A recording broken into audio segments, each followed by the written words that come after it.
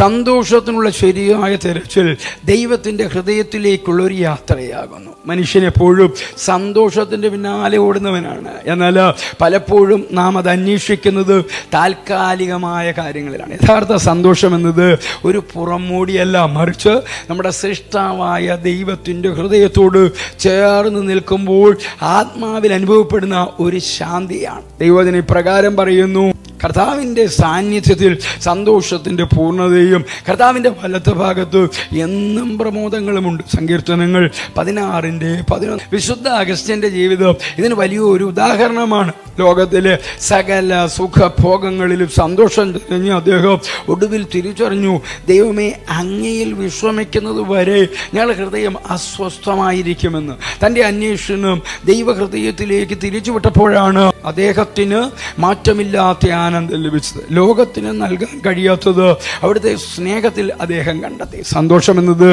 ഒരു ലക്ഷ്യസ്ഥാനമല്ല, മറിച്ച് ദൈവത്തോടൊപ്പം നടക്കുമ്പോൾ ലഭിക്കുന്ന ഒരു അനുഭവമാണ്. നാം പുറത്ത് അന്വേഷിക്കുന്ന സന്തോഷം നിന്റെ ഉള്ളിൽ വസിക്കുന്ന ദൈവത്തിൻ്റെ സമ്മാനമാണ്.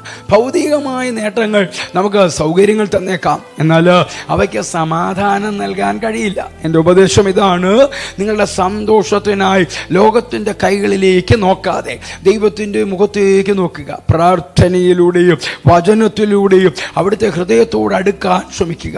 നിങ്ങൾ ദൈവത്തോട് എത്രത്തോളം അടുക്കുന്നുവോ അത്രത്തോളം ആഴമുള്ള സന്തോഷം നിങ്ങളിലേക്ക് ഒഴുകി വരും. ആ യാത്ര ഒരിക്കലും നിങ്ങളെ നിരാശപ്പെടുത്തുകയില്ല. ക്രിസ്തുയേശുവിലൂടെ നിത്യതയ്ക്ക് ഉതകുന്ന ഒരു നല്ല ദിവസം ആശംസിക്കുന്നു.